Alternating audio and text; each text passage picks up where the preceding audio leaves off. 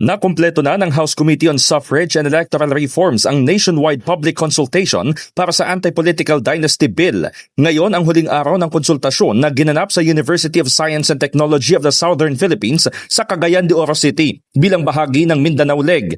Nasa 1,650 ang participants sa Cagayan de Oro kung saan karamihan ay pabor na maisabatas ang Anti-Political Dynasty. Kabilang narito ang dating presidente ng Integrated Bar of the Philippines o IBP Misamis Oriental Chapter na si Attorney Eddie Quaresma. Kung mayor ka, hindi mo i-appoint treasurer, budget secretary, or what you are within the full civil degree. Why? What's the evil we want to avoid?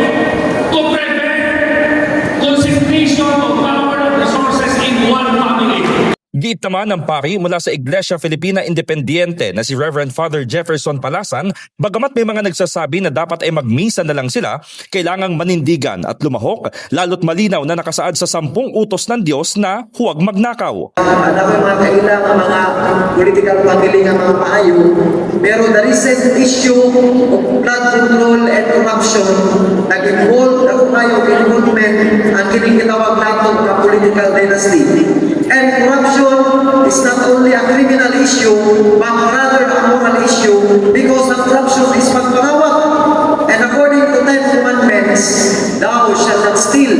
Yet people in public office are stealing people's money. May nagtanong din kung paano naman ang mga miyembro ng dinastiya, ngunit mahusay o may kakayahan, pero madidiskwalipika lang dahil sa apelyido. Sagot ni Suffrage and Electoral Reforms Chairman Zia Alonto Adyong, ang ipinanukalan ng COMELEC ay kanselahin ang nominasyon sa halip na diskwalifikasyon.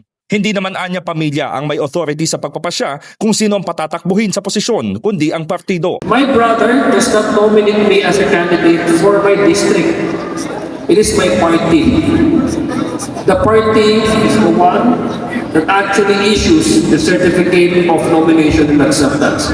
No family in this country has the authority, no matter how many positions they hold, has the authority to issue a nomination for a certain public candidate running for public office. Samantala, sa pulong balitaan matapos ang public consultation, nilinaw ni Adyong na walang kinalaman sa sinumang partikular na kandidato ang pagsusulong ng Anti-Political Dynasty Bill. Lalong wala umano itong kaugnayan sa deklarasyon ni Vice President Sara Duterte na tatakbo ito sa pagkapangulo sa 2028. Hindi siya targeted sa kanino man. Hindi targeted sa kanino. Malaking usapin itong electoral reform at hindi nagre-revolve itong usapin na to sa isang particular na kandidato. So hindi ko alam kung bakit kinoconnect nila. Ang layo naman. Diba? Nasa Constitution ito. 26, Section 26, Article 2, the 1987 Constitution. Hindi namin alam kung kailan siya mag-announce. Pero alam namin meron sa Constitution na nagsasabing kailangan may anti-political dynasty. Walang connect.